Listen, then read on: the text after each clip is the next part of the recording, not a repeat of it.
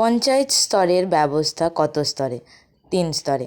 গ্রাম পঞ্চায়েতের প্রধান, পঞ্চায়েত সমিতির প্রধান সভাপতি, জেলা পরিষদের প্রধান সভাধিপতি।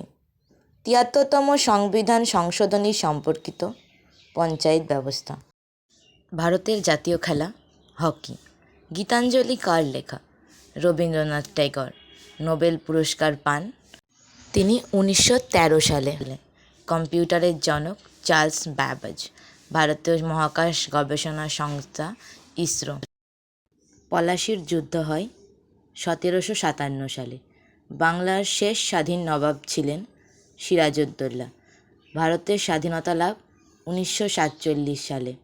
অসহযোগ আন্দোলনের নেতা ছিলেন মহাত্মা গান্ধী। জয় হিন্দ স্লোগান দেন সুভাষচন্দ্র বোস। ভারতের প্রথম প্রধানমন্ত্রী জওহরলাল নেহেরু।